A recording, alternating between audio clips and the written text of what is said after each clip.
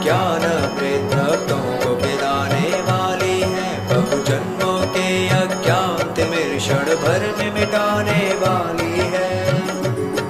यह ईश कृपा की धारा अब भक्तों पर गिराने वाली है, मानव को उसके सतपथ का यह बोध कराने वाली है।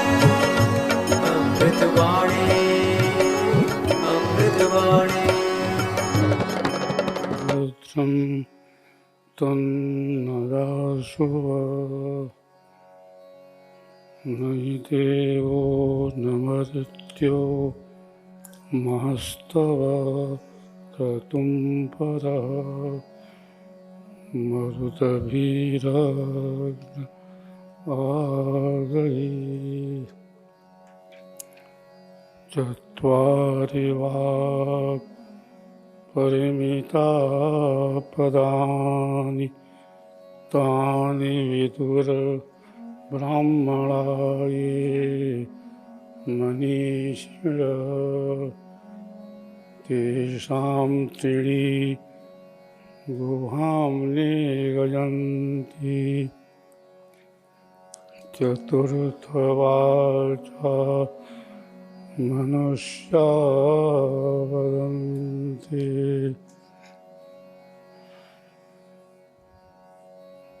आंधी आई ज्ञान की,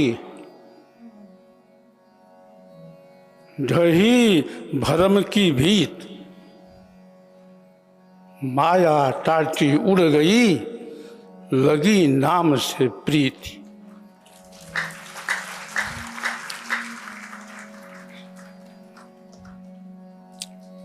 दुख में सुमिरन सब करे, दुख में सुमिरन सब करे, सुख में करे न कोई। जो सुख में सुमिरन करे, दुख काहे को होए। साहेब तेरी झोपड़ी, साहेब तेरी झोपड़ी गल कटियन के पास। अरे जो करेगा सो भरेगा, मैं क्यों रहूं उदास।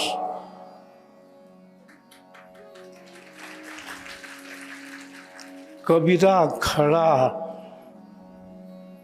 बाजार में, लिया लुकाठी हाथ, जो घर फूंके अपना चले हमारे साथ। कबीरा खड़ा बाजार में, सबकी मांगे खैर,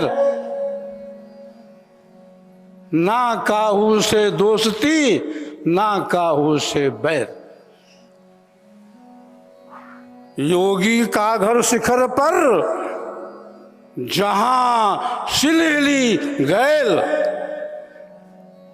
पाँव न टिके पिपील का, खनकन लादे बैल। चांचरी भूचरी अगोचरी उनमुनी खेचरी, पांचों की गम नाही, अधर तान तान ये रेचक पूरक। अरे कुंभक के ढंग नाही, पढ़े गुने वाद करे, कबो नहीं मानिए, श्वासा का जाप करे, झूठ सो बखानिए।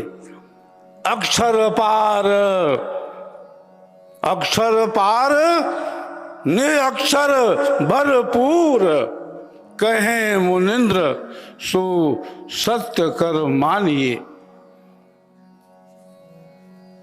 देश विदेश के विभिन्न क्षेत्रों से आए हुए हमारे सदगुरु के प्यारे भक्त शिष्य प्रेमी साधकों साधिकाओं, उपदेष्टागण, प्रचारक गण, संयोजक गण, मातृशक्ति, युवा शक्ति, अन्य उपस्थित सज्जनों,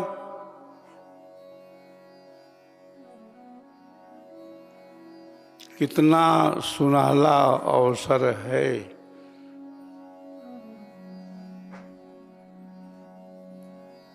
इस स्वर्ण भूमि में हम आए हुए हैं। हिमालय के आंगन में हम सब उपस्थित हैं।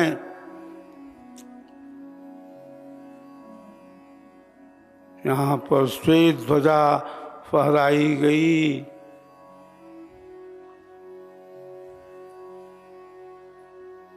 कई तरह के रंग होते हैं, लाल है, पीला है, हरा है, नीला है, बैगनी है, आसमानी है। हमारी जो ध्वजा है सदगुरु की, यह श्वेत ध्वजा है।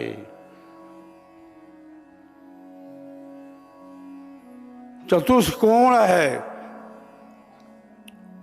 चतुष्कोण का मतलब होता है जो चारों दिशा में फहराए। सदगुरुदेव ने अपनी वाणी में चर्चा जो है संसार की, जगत की, विश्व की,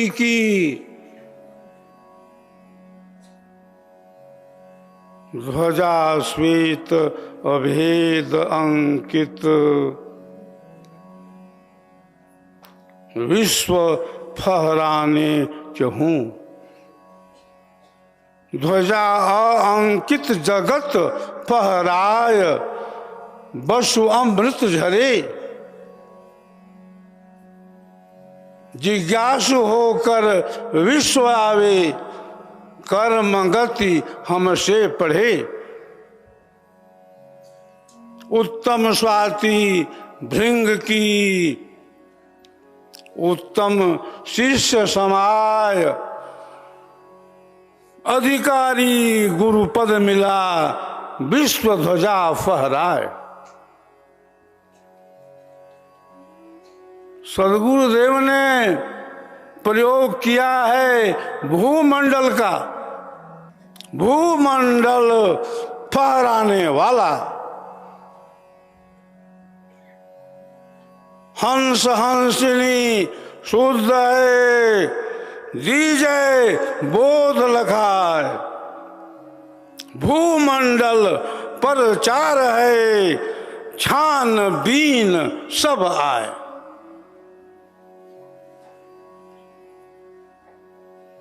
हमारे सदगुरु ने भूमंडल शब्द का प्रयोग किया, जगत शब्द का प्रयोग किया, विश्व शब्द का प्रयोग किया।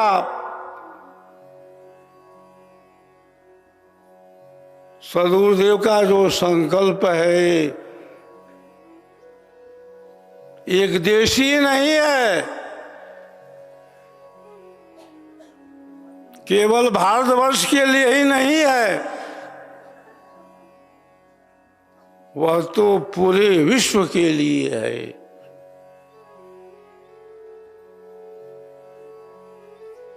प्रातः काल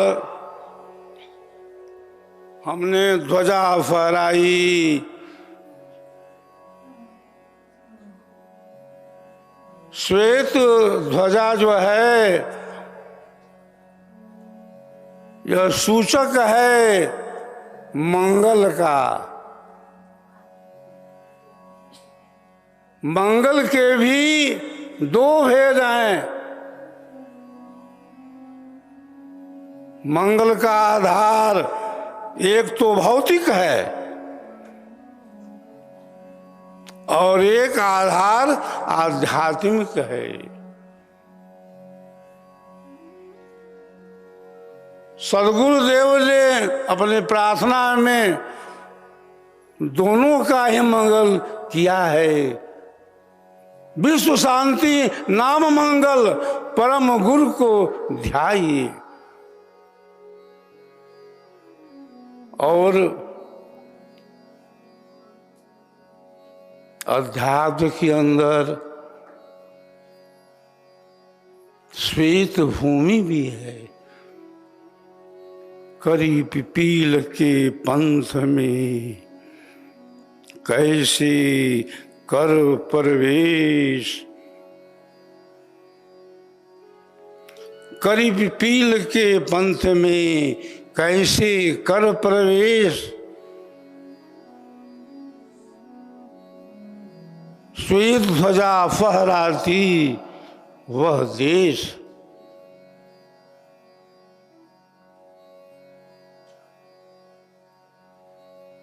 श्वेत जो है स्वर वेद के अंदर एक विशेष केंद्र का द्योतक है, एक विशेष केंद्र का सूचक है।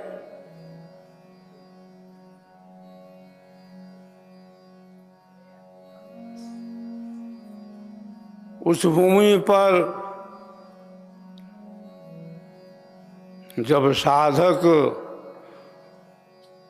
गुरु विधान से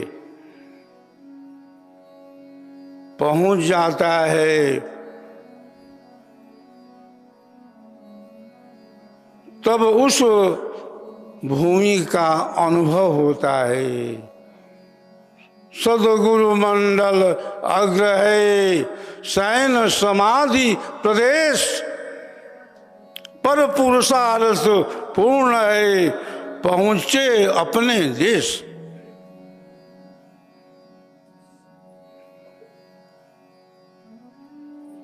और जो है उसका भी आधार दो तरह का है। हम सभी लोग ओम की ध्वनि करते हैं, ओम का उच्चारण करते हैं। क्या कभी हमने सोचा, क्या हमने कभी विचार किया कि यह ओम है क्या? ओम में 3 अक्षर हैं, अ, उ और म।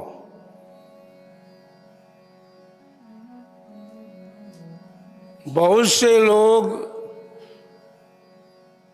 जो विहंगम योग से नहीं जुड़े हैं प्रश्न कर देते हैं कि सब जगह तो ओम है, आप और क्यों लिखते हैं? अरे ओम में भी तो पहले अ है। और से मतलब क्या है? अजर अमर अनादि असीम अनंत।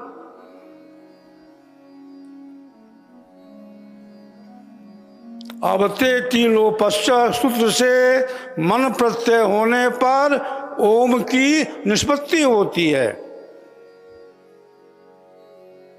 अवती रक्षादिकम करोति इति ओम प्रणव। जो प्रभु मेरी हर तरह से हर काल में रक्षा करता है, उस परमात्मा का वाचक नाम ओम है। ओम एक स्थान विशेष है। जिसको विहंगम योग के साधक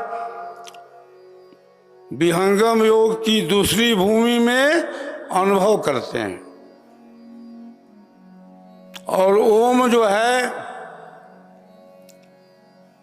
प्रभु का, परमात्मा का वाचक नाम है। तस्य वाचक प्रणव।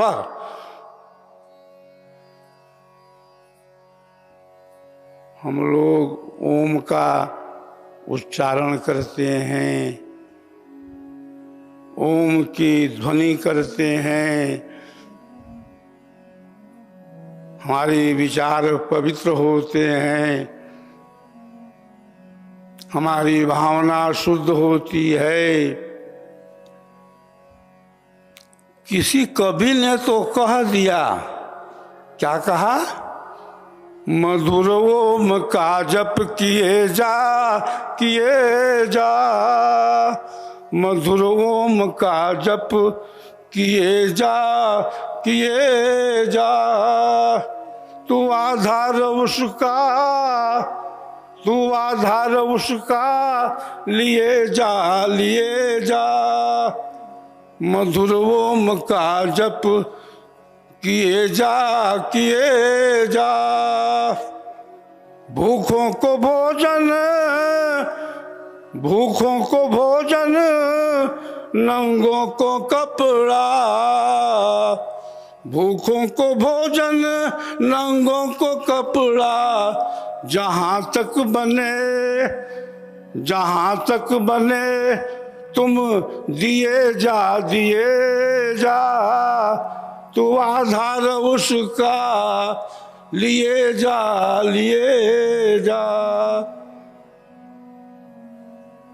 तो ओम जो है प्रभु का प्यारा नाम है। ओम जो है वाचक नाम है। एक वाच्य होता है और एक अवाच्य होता है। तो ओम जो है परमात्मा का, प्रभु का वाचक नाम है। जहां वाच्य है वहां पर वाणी है, जहां अवाच्य है वहां पर वाणी है ही नहीं। ओम का हम उच्चारण करते हैं, ओम की हम ध्वनि करते हैं, और विहंगम योग के जो साधक हैं दूसरी भूमि में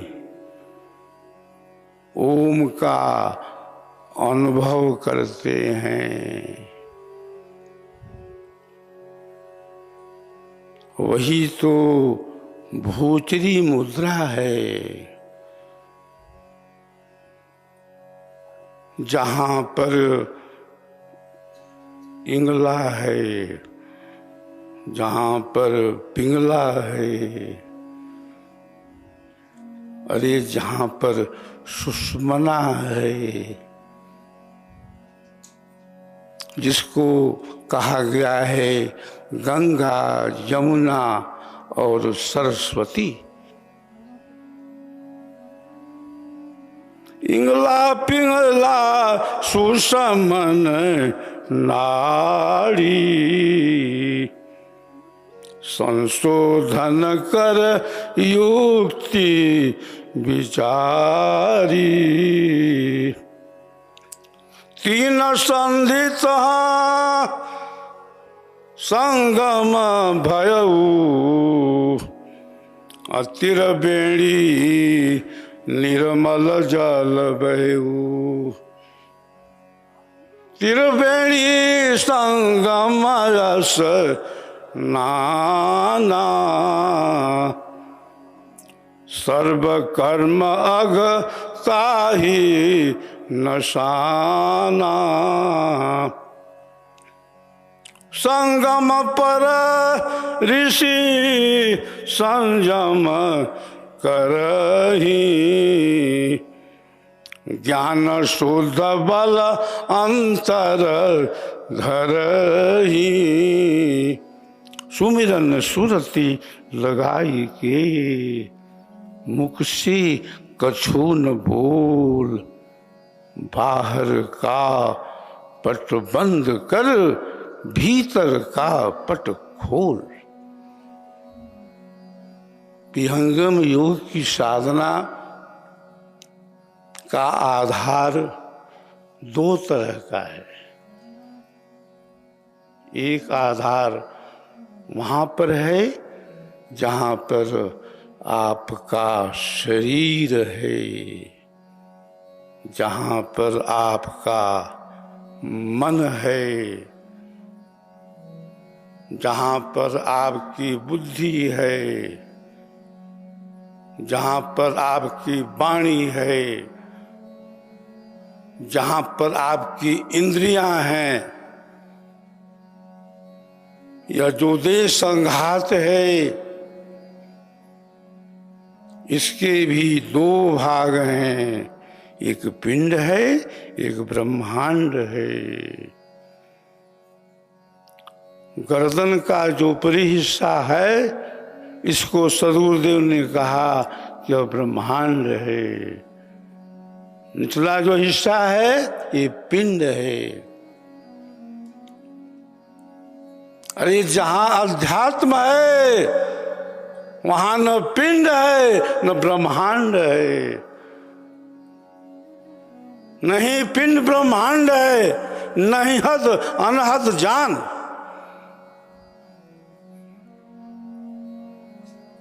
विहंगम योग की जो साधना है, विहंगम योग की जो पहली भूमि है, उसमें साधक क्या करता है?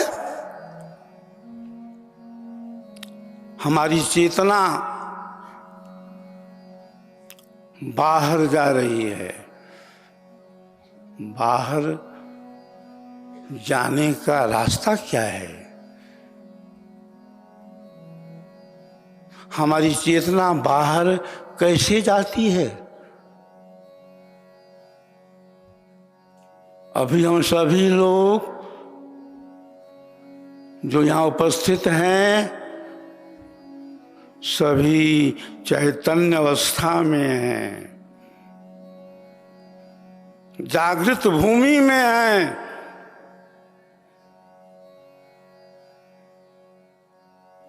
हम सभी आंखों से देख रहे हैं।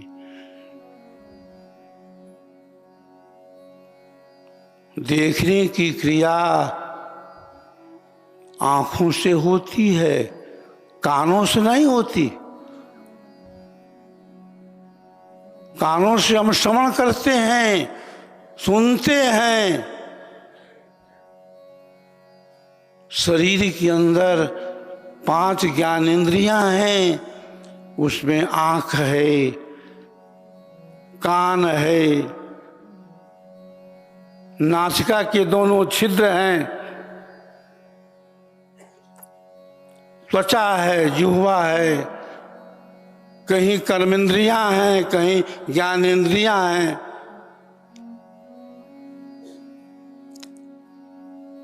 आंखों से हम देख तो रहे हैं, हमारी दृष्टि बाहर में है। कहाँ है? संसार के भोगों में है, संसार की वस्तुओं में है, मकान में है, दुकान में है, व्यापार में है, बिजनेस में है, सगे संबंधियों में है, बैंक बैलेंस में है। दृष्टि हमारी बिखरी हुई है। विहंगम योग का जो साधन है,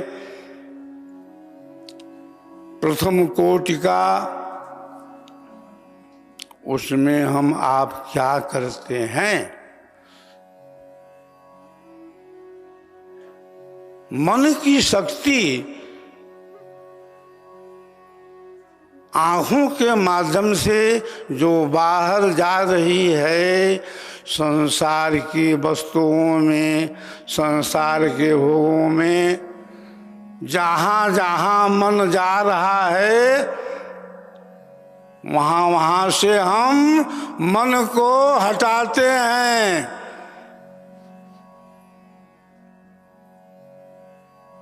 और फिर क्या करते हैं? हटाने के बाद मन को लगाते भी हैं। कहाँ से हटाना है? हटाना है संसार के भोगों से, हटाना है संसार की वस्तुओं से, हटाना है संसार के पदार्थों से। लगाना कहाँ है? विहंगम योग के जो साधक प्रथम कोटि के हैं भली भांति जानते हैं कि मन को कहाँ हम लगाते हैं।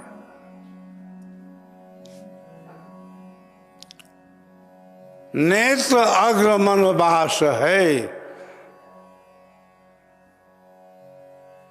स्वरवेद की वाणी कहती है जब हम जगे रहते हैं तो हमारी दृष्टि कहाँ रहती है? आँखों के आगे रहती है।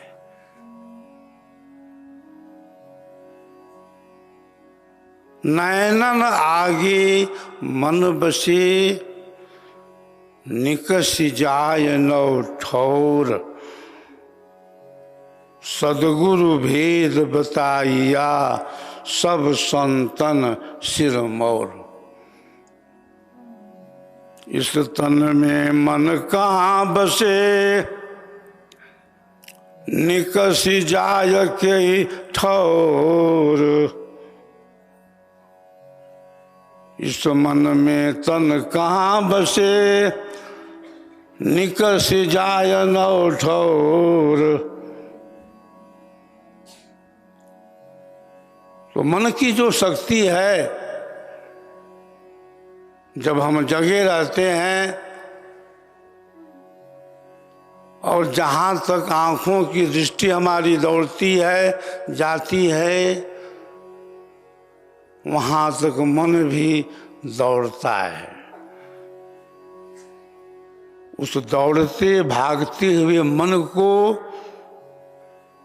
हम विहंगम योग की पहली श्रेणी में रोकने का बार बार अभ्यास करते हैं। मन दौड़ रहा है, मन भाग रहा है, मन जहाँ जहाँ जा रहा है, जहाँ जहाँ दौड़ रहा है, संसार की वस्तुओं में, संसार के भोगों में, वहाँ वहाँ से हम मन को हटा रहे हैं। पहली कोटि में मन की जो बैठक है वो बाहर रहती है, संसार के भोगों में, संसार की वस्तुओं। अखंड साहिब सत्य राम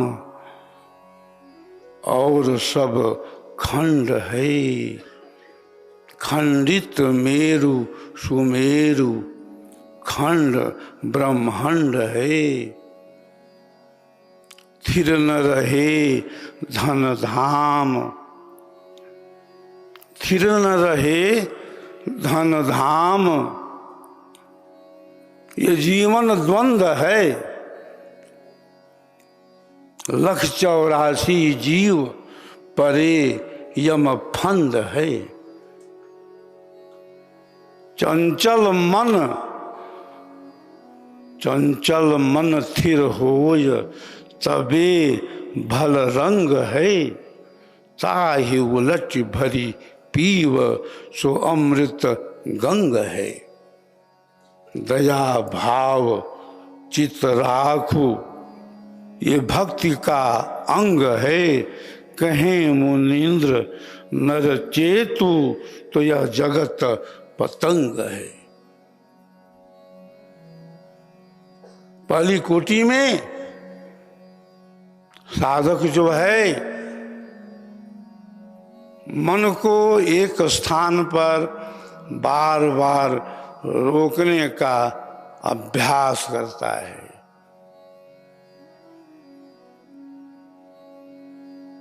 बहुत से साधक हैं जो वर्षों से पहली कोटि का ही साधन कर रहे हैं और प्रतीक्षा में बैठे हैं कि जब गुरु बुलाएगा तभी हम दूसरी कोटि का उपदेश लेंगे। कुछ तो ऐसे जिज्ञासु शिष्य मिलते हैं जिनको साधन भजन से कोई मतलब नहीं है।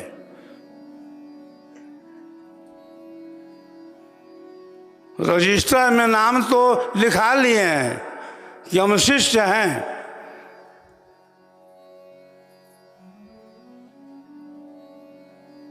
वे जानकारी चाहते हैं ऊपरी तौर से कि पहली कोटि में क्या है,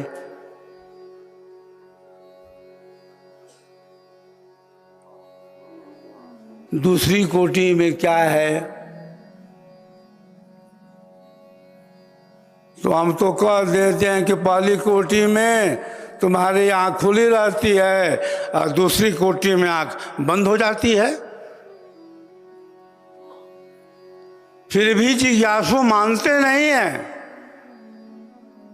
पूछते हैं कि आँख जब बंद हो जाती है तब क्या होता है।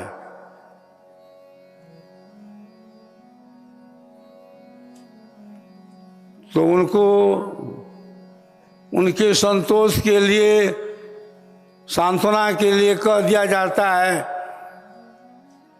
कि वहां पर ओम का शब्द है, ओम की ध्वनि है, वहां प्रकाश भी है। अरे वहां तीनों नाड़ियों का संगम भी है।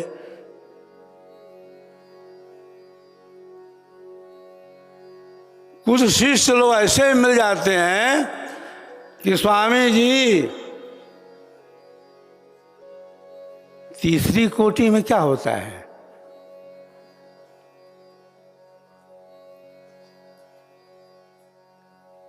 कोई कोई तो ऐसे मिलते हैं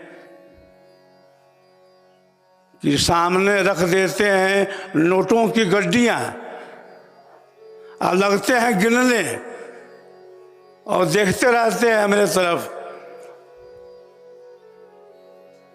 कलकत्ते में एक व्यापारी मिला हमसे, वो शिष्य बहुत पुराना है, खैर अब तो नहीं रहा वो। उसको उपदेश लेना था चौथी कोटि का, तो नोटों का बंडल लाया और लगा मेरे सामने गिनने और कहता क्या है कि चौथी कोटि का उपदेश में क्या होता है। तो हमने कहा कि चौथी कोटि का उपदेश नोटों के बंडल से नहीं मिलता है।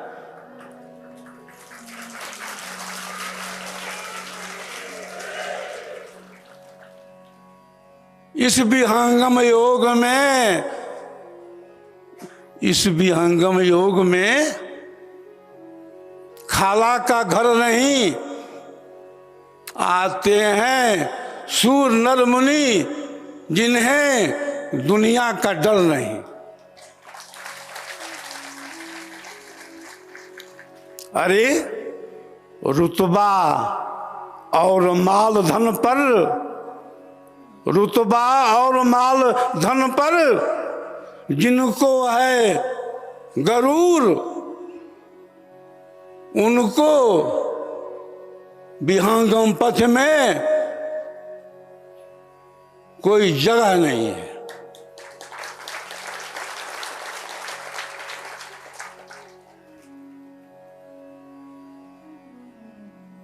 सद्गुरुदेव ने तो हमें वह धन दिया है जिस धन के आगे हीरा मोती जवाहरात सब फीके पड़ जाते हैं। चाह न गई, चाह गई चिंता मिटी, मनवा बेपरवाह। अरे जाको कछु न चाहिए, वह है शहंशाह।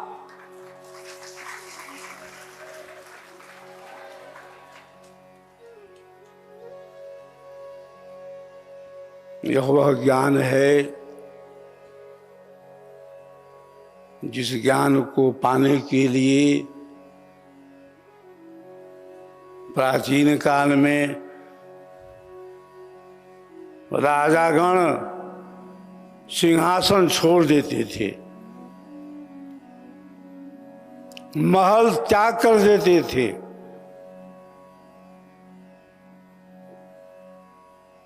चले जाते थे ऋषियों के पास ब्रह्म विद्या का ज्ञान पाने के लिए।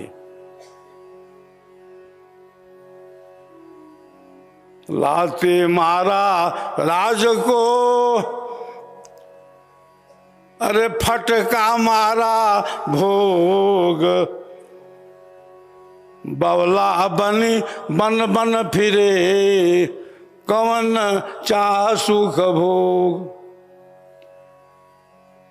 कौन सुख शांति लिए भोगे जगत उदास, सम्राट पद तुच्छ है आसन भोग विलास। लाते मारा राज को, फटका मारा भोग। छत्रपति भूनाथ थे गिरिबन भटका खाए, खोजत वह सुख कवन है ये बिन शांति न पाए।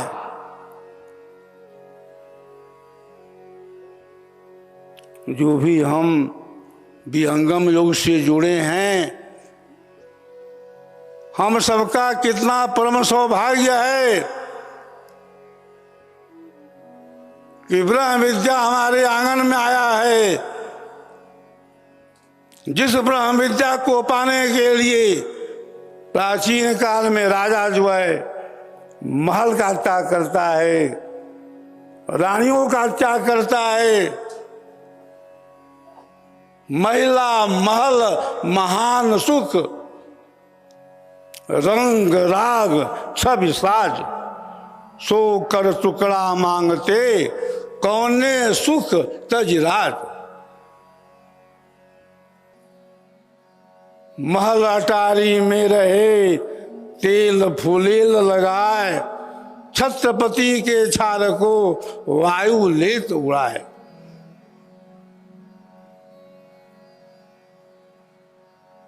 ब्रह्म विद्या जो धन है इसकी प्राप्ति होती है सद्गुरु के प्रकाश में।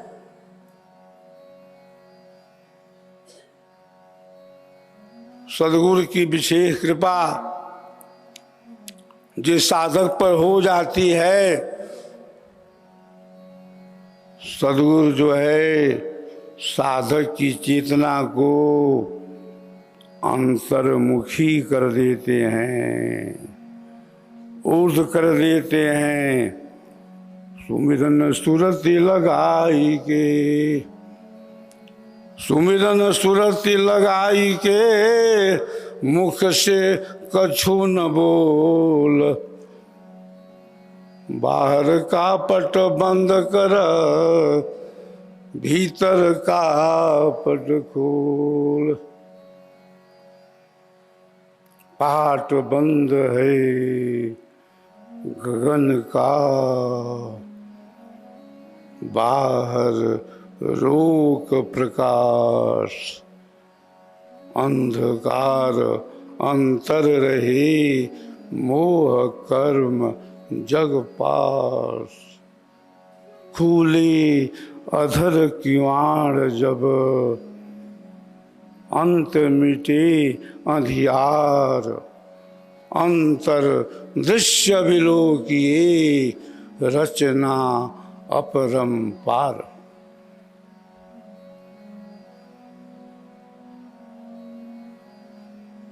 तो हम लोग अधिक जानकारी चाहते हैं,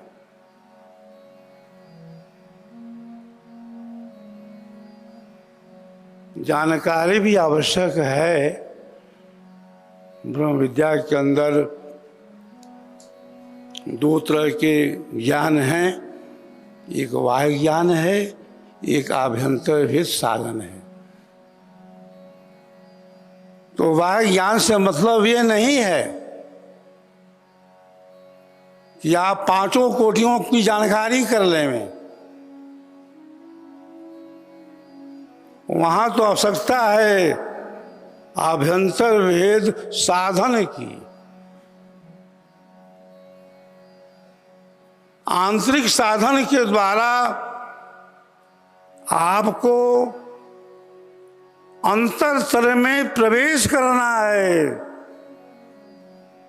अंतरतर में पहुंचना है, अंतरतर के प्रकाश को देखना है, अनुभव करना है।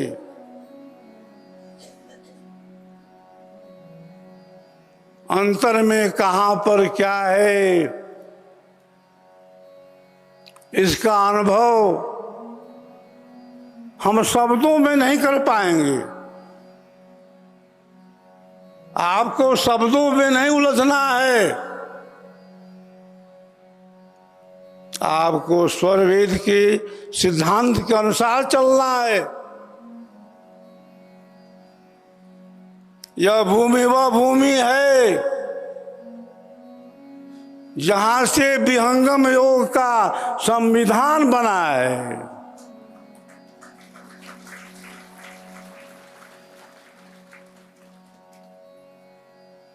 नैनीताल में जगह है काशीपुर, विश्वविद्यालय भी है वहां पर। तो वहां पर बलिया जिले के कुछ लोग पहुंचे।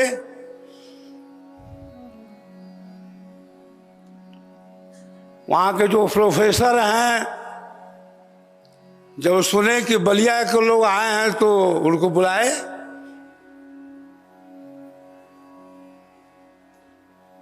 पूछे कि ये बताओ, बलिया में कोई सदाफल देव जी महाराज हुए हैं, उनको जानते हो तुम लोग?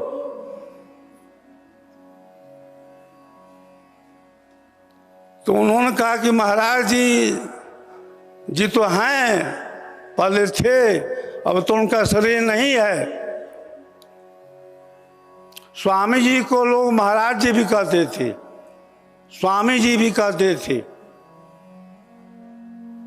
स्वामी जी का नाम था पहले का विज्ञानानंद परमहंस। परमहंस जी के नाम से भी स्वामी जी को जानते थे। तो प्रोफेसर ने पूछा कि स्वामी जी का साहित्य मेरे पास है, स्वरवेद,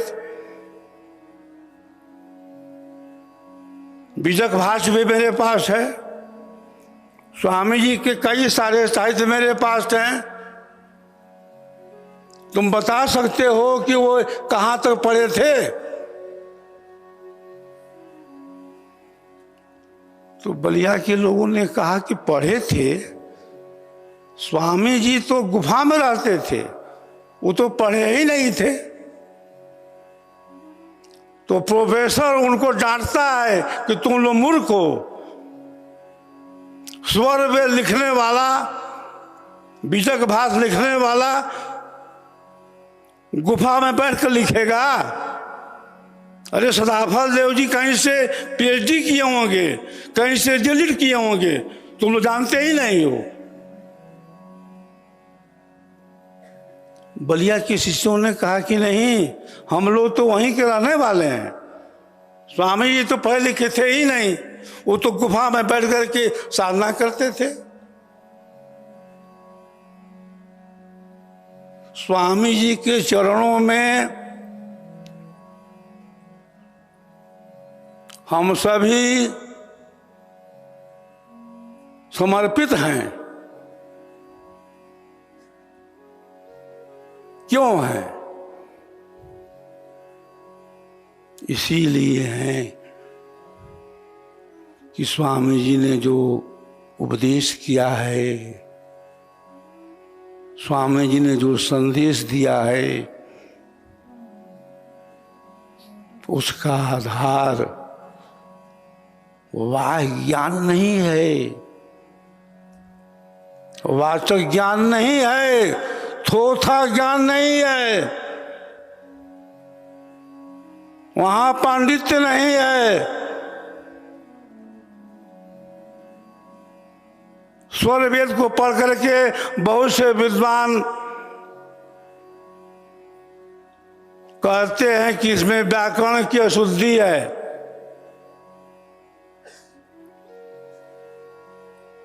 सदगुरु को इससे क्या मतलब है? सदगुरु के अंदर जो भाव उतरा समाधि मंडल में, सदगुरु ने उसको लिख दिया, तुम वहां पर व्याकरण खोजते हो? अरे ये ज्ञान तो उससे परे है।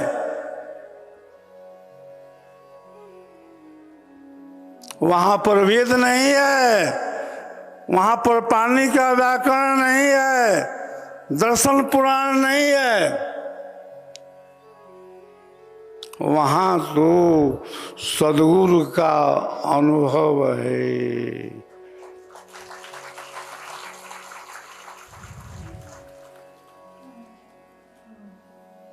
उसी सदगुरु की हम वंदना करते हैं, सदगुरु की हम आरती करते हैं, सदगुरु का हम ध्यान करते हैं। हमारे सदगुरु ने अंतिम काल में क्या कहा था प्रथम आचार्य श्री को? मैंने जीवन के अंदर जो कुछ भी कहा है, जो कुछ भी लिखा है, उसका आधार मेरी साधना है, मेरा अनुभव है।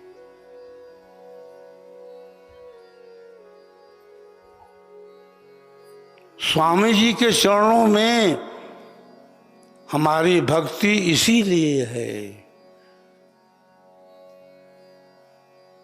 ब्रह्म विद्या कोई अंधविश्वास की वस्तु नहीं है। विहंगम योग के अंदर अंधविश्वास है ही नहीं। हम साधना करते हैं, उत्तरोत्तर हमारी साधना में वृद्धि होती है। अभ्यासी गुरुगम्य का अंतर्भू प्रवेश, ज्यों ज्यों भू आगे मिले त्यों तो सूक्ष्म शब्द। सदगुरुदेव ने जो कुछ भी कहा है अनुभव से कहा है। स्वामी जी ने कहा प्रथम आचार्य श्री को, यहाँ यह लिखा है, वहाँ वह लिखा है, मैं तो कभी जाना ही नहीं। निज अनुभव वर्णन करूं, दिया ज्ञान प्रभु सोज, तेरा है तुझ में रहे करत समर्पण सोज। समय बहुत हो चुका है, अभी 52 वर्षों का इतिहास, जीवन गाथा आपने देखा है, सुना है। 52 वर्षों से मैं आप सबकी सेवा कर रहा हूं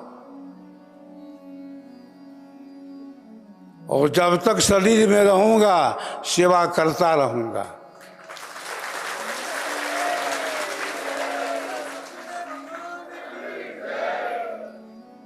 हमारी जो सर्विस ऐसी है कि इसमें रिटायर कभी होता ही नहीं है, कोई आजीवन रहता है। साहब की नौकरी में मैं लगा हूं, लगा रहूंगा और साहब का संदेश सुनाता रहूंगा।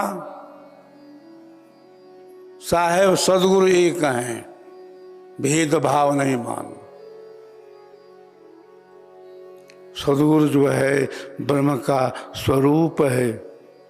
सदगुरु में, प्रभु में कुछ भेद नहीं है।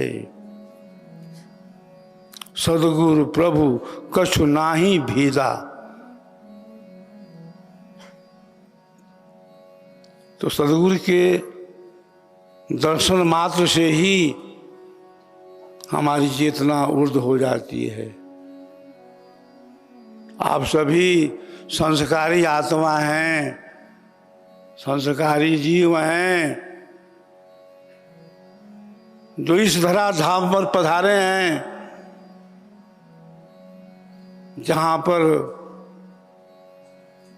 सदगुरु सत्ता ने स्वरवेद ग्रंथ को लिखा।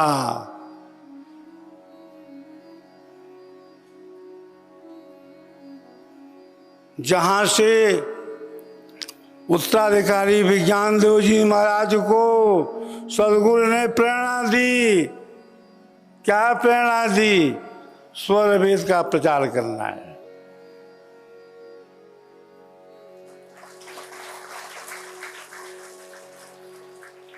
पिता पुत्र का जो संबंध है ये तो व्यवहार में होता है। पिता पुत्र का संबंध व्यवहार में है। सदगुरु तलाशता है विशेष आत्मा को, जिसके द्वारा उसको प्रचार कराना होता है।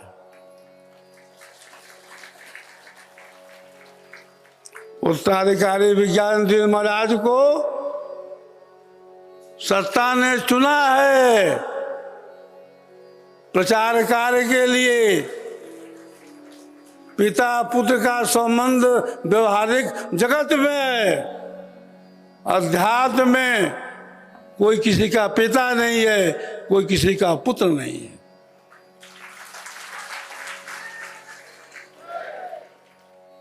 – 2004 में स्वर वेद महामंदिर का निर्माण कार्य शुरू हुआ था। 2004 में स्वर वेद महामंदिर की आधारशिला रखी गई थी और संयोग है 2004 से ही स्वर वेद की कथा की शुरुआत हुई। कहाँ से? झारखंड से, बोकारो थर्मल से।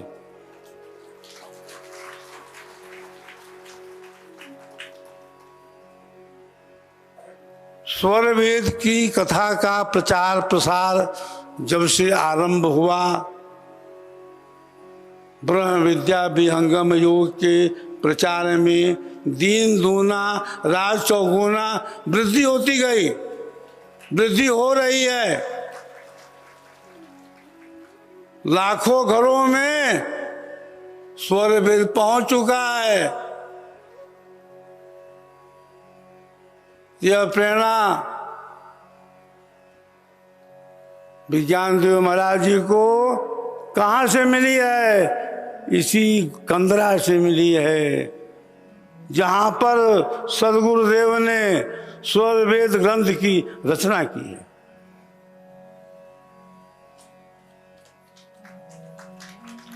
सबसे बड़ा धन जो है हमारा क्या है? स्वर वेद है। स्वर वेद में ही हम सोते भी हैं और स्वर वेद में जागते भी हैं।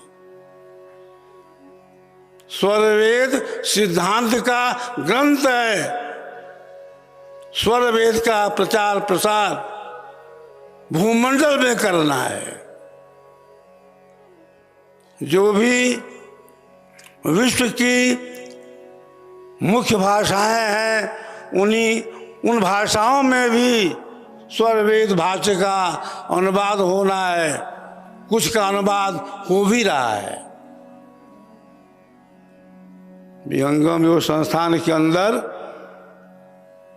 जो भी कार्यक्रम चल रहे हैं, भविष्य में चलेंगे, इसके पीछे पितर सदगुरु का हाथ है।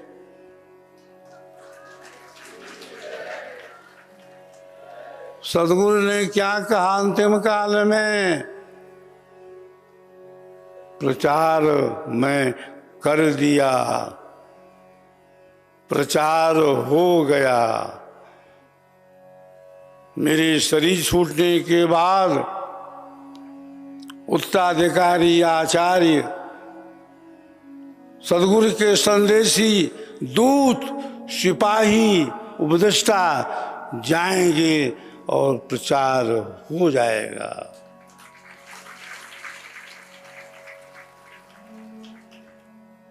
प्रयाग की कच्ची गुफा में बैठ करके प्रथम आचार्य श्री के समक्ष स्वामी जी आंखें बंद कर लेते थे और कहते थे कि जरा मैं देख लूं कि मेरे शरीर छूटने के बाद कहां पर क्या हो रहा है। स्वामी जी सभी दृश्यों को उसी समय देखते थे। स्वामी जी ने कहा कि भूमंडल में जब पूरा प्रचार हो जाएगा तो मैं विचार करूंगा कि मैं संसार में रहूं कि संसार से जाऊं। हम जो भी सदगुरु के शिष्य भक्त यहाँ पर उपस्थित हैं, हमारा आपका सौभाग्य है कि सदगुरु देव के संकल्प सीमा के अंदर हम उपस्थित हैं। सदगुरुदेव ने जो संकल्प लिया है तो संकल्प की भी सीमा है। उस सीमा के अंदर हम चल रहे हैं। यह हमारा आपका बहुत बड़ा सौभाग्य है।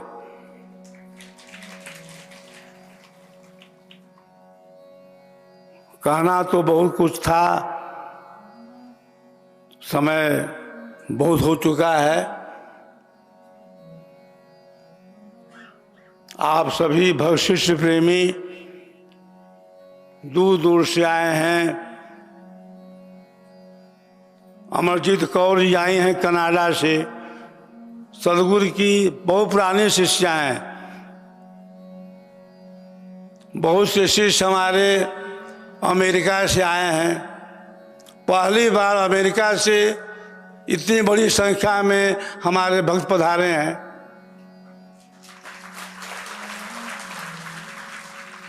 तो सदगुरु तो हंसों को देखता रहता है, कौन से हंस हमारे कहाँ हैं। स्वरवेद महामंदिर का निर्माण आप सबके सहयोग से बहुत हो चुका है। आप सबका हमें पूरा पूरा सहयोग मिला है। बहुत कुछ होने का मतलब ये नहीं है कि स्वर वेद महामंदिर पूर्ण हो गया है। अभी पूर्ण नहीं हुआ है। अभी अंदर का कार्य हो रहा है और वह कार्य अत्यंत सूक्ष्म है, महीन है। समय बहुत कम रह गया है। समय सीमा को देखते हुए स्वर्णवेद महामंदिर का निर्माण कार्य हम सबको पूरा कर लेना है। देश के प्रधानमंत्री महोदय स्वर्णवेद महामंदिर में पधारे, स्वर्णवेद का दोहा बोल करके हम सबको अचंभित कर दिए। हम सभी आनंद में झूम गए।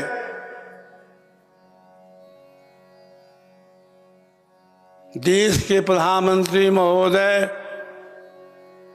तो देश के प्रधानमंत्री हैं ही और रहेंगे भी।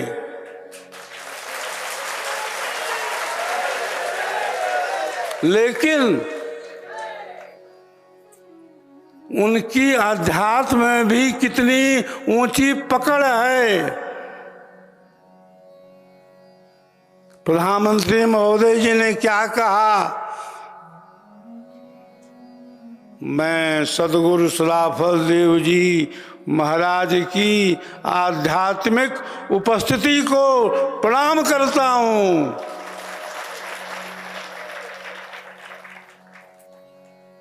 यह वाक्य प्रधानमंत्री महोदय के हैं। इससे साबित हो रहा है कि प्रधानमंत्री महोदय जी की आध्यात्मिक पकड़ भी एक शिखर पर है।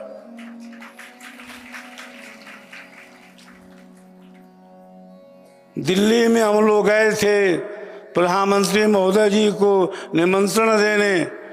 विज्ञान देव महाराज भी साथ में थे, नामदेव भी थे। समय मिला था 10 मिनट का और समय बीत गया 35 मिनट। प्रधानमंत्री महोदय ने कहा कि अभी तो मैं चलूंगा ही, उद्घाटन भी मैं ही करूंगा।